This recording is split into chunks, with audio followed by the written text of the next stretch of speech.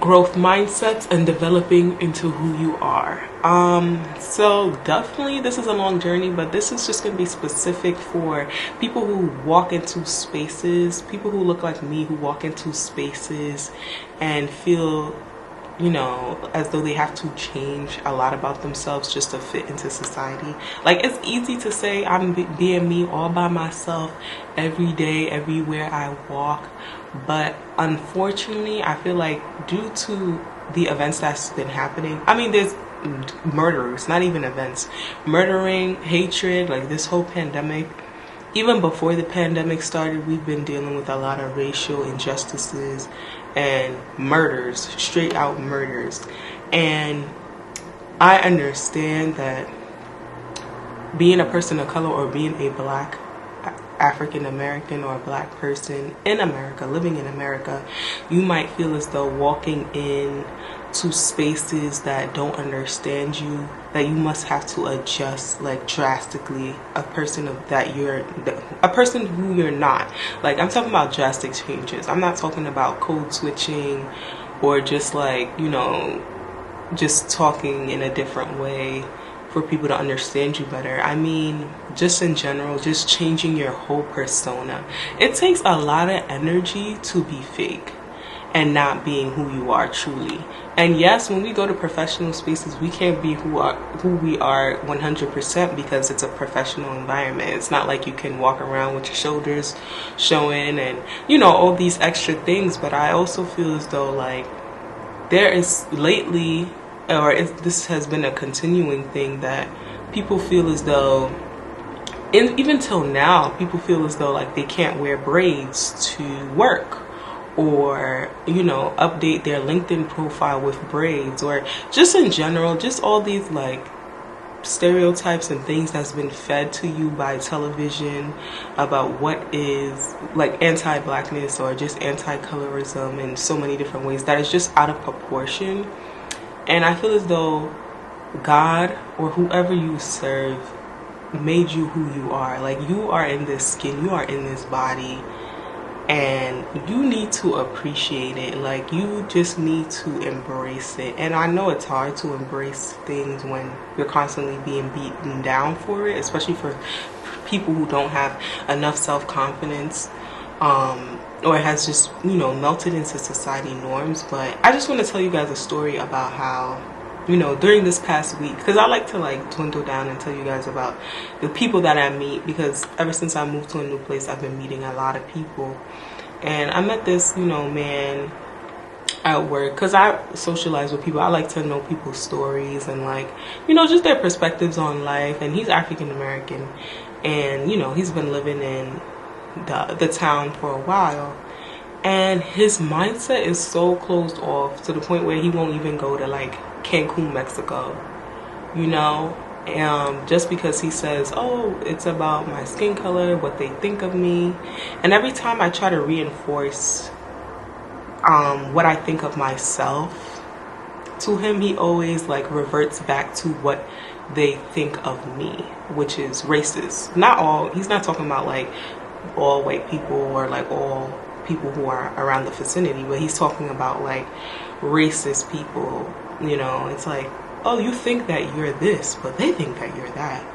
So whatever you're like, he's not specifically saying that whatever I'm saying about myself is not true, but he's always debunking my self-confidence, right, as a black woman living in America. And he's debunking it with, but they don't think of you like that. And it's like, who cares? Like, and it's so hard, like, because he's definitely in an older generation to teach an older generation that, like, you know, who cares? And I'm so grateful for the generation that we're in, as young people, no matter what color you are, because of social media, because of the internet, we are so aware, majority of us, even if people are conservative or they're racist or whatever have you, our generation is so much aware, you know. And I love that we as a people, like, we really don't care about what other people think more than people in our past generations. Yes, social media has its downfalls because there are some people on Instagram still seeking out after like what people think of them. But in terms of exploring, like, I love that our generation, like, we go hiking, like, we do things that people from older generations would be afraid of doing, like going to certain countries like Bali or Indonesia to go to vacation, even just going to Cancun, Mexico, just because there's a fear of, oh, like this and that might happen. Like, you have to live your life, you know, like, God hasn't called you to live a life of fear. Like, there's no spirit of fear here. And it's hard to have that conversation because yes, there is space for people who have been through traumatic experiences to have that fear, you know.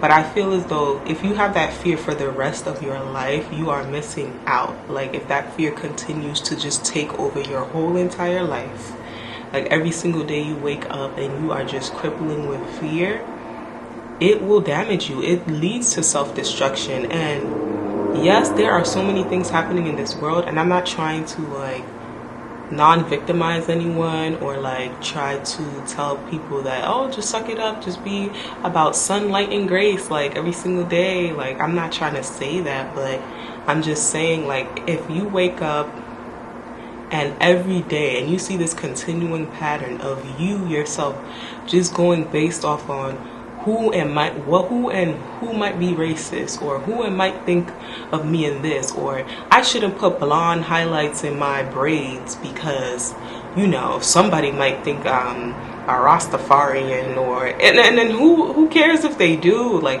you know, all these things that we limit ourselves from. Like, blonde is a natural hair color. If I want to put blonde in my hair, I'll go ahead and do it. It's if someone views this as ghetto or whatever they view it, and if they even view ghetto as negative, then let them view it as that. Like, we have to understand that, like, yes, there are things happening in this world, but there are also things that happen to us that we actually add on to the self-destruction. Thinking about what other people think of you will add on to self-destruction more as than you other people doing things to you. And I don't need any self-destruction with whatever else is going on in this world that we have to face, you know. So no, I am going to put these blonde highlights in my hair because I like them. I think it's cool. I think it's beautiful. It's fashionable. It's trendy. My LinkedIn page, I have braids on them, you know, and it's professional, very professional hairstyle, you know. And I think that we try to, not our generation, but older generations, there's kind of like a friction. It's like back and forth. It's like, wow, like these people, like, you know, especially that man that I met at work, he's looking at me like, like, wow, she must be living in La La Land. But it's not La La Land, because you have to create a space for yourself. If no one is creating a free space for yourself, you have to create that space for yourself. You can't rely on other people to develop and change their viewpoint on you. What other people think of you is none of their business. If they decide to change what they think of you, is none of your business either. You're not here to be a teacher of many things. Like, if someone asks you a question, yes, answer it to your best ability, but I'm not gonna sit here and give you a whole lecture on why you should accept me as who I think I am, because if you do that, you'll just spend your life wasting your energy, honestly. And, you know, I just came to a conclusion that I feel really sorry for him, because he is a cool dude, but he is basically, you can see like the bondage of his mindset is just very closed off into what he thinks that he can do as an individual, you know. And I also find that with people who live or work in the same town for many years and, you know, didn't take the full maximum potential of what they could have done in their younger years, often have this mindset. And I feel sorry for them, because it takes them longer to get it, or even if they get it at all, you know. And like, I really hope my presence makes him want to go visit Mexico, like Cancun, like, because the fact that I said I went to Cancun, Mexico, he was like, really? Like, you went? Like, what about all the danger, you know? And it's just interesting that, like, people are still just very close-minded and, you know, all these things. And, like, you gotta, I give grace to people too, because I understand, like, all right, I know there's internet out there so you can search up and learn, but at the same time, like, I'm not gonna be like, man, how do you not know this, you know, in front of people, like, and stuff like that. But yeah, like, it's just so interesting because moving out of New York, you really realize, like, there are some people who are still kind of in 1998. I mean, not 1998, but, you know, they're still kind of in, like, the 40s in terms of what they think they can do. And I'm like, no, like, you can do a lot, actually. Like, there is a lot of things happening in this world, yes. But you can still maximize what you can do now, you know? Like, there's no, we already have a black president. We already had a woman of color who's a VP. I'm not saying that every black person who goes for VP or president is going to be president. I'm not saying that, but I'm trying to say that, like, you have maximum opportunity. You shouldn't restrict yourself just because people are trying to kill you. And it sounds crazy. It sounds crazy, I understand, but, like, I'm gonna live my life. Like, if people want to kill me because of my skin color, let them do it. But I'm going to live my life. Like, I'm not going to, like, subject myself and cripple myself in fear, because that leads to self-destruction. That leads to anxiety. It leads to so many things. If I want to live, you know, in a town that's predominantly white, because I, you know, go to attend university there, that's where I'm going to go, you know? And I know that is not the reality for everyone. Like, not everyone can sit there and say that, but at least, like, for people who don't let it take over your life, like, whatever is going on right now, please don't let it take over your whole life, your whole philosophy, what career you go after, where you live. Yeah, like, if you want to be more comfortable and live near a city, you know, go ahead and do that.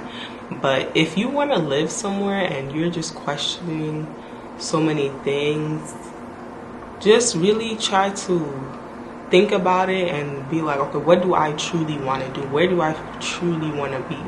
You know, don't let things like that, like traumatic experiences that we're seeing right now, make you not do things like travel. Like, beautiful things like traveling is restricting this man, you know, from just going to places freely, you know? And you cannot live your life like that. Yes, be smart, be knowledgeable, be wise, you know? Obviously, I'm not saying go to certain places where it's just, like, really sketchy. I'm not saying that, but I'm saying be wise, but still do the things that you want to do in this world. Because if you're not living, then what are you doing? You are literally just breathing. And being proud of who you are and not being ashamed of being proud of who you are. Don't belittle yourself and don't dumb yourself down because your confidence in who you are intimidates people. You'll come across a lot of, like, you know, places outside of New York, like, it's very different, like, I realize, but it's still beautiful, you know, because it's a different experience. But if people feel intimidated by your presence, so what? Let them feel intimidated by your presence. It's not your job to dumb yourself down to make them feel comfortable. That doesn't make any type of sense. Like, just do you. If you don't feel like explaining yourself, then don't. You don't have to prove to anyone what you do, what you're about, where you're going. Like, just do you. And there's a beauty in that. And, like, no matter what, if people have their insecurities when they see you or how confident you are in yourselves, let them.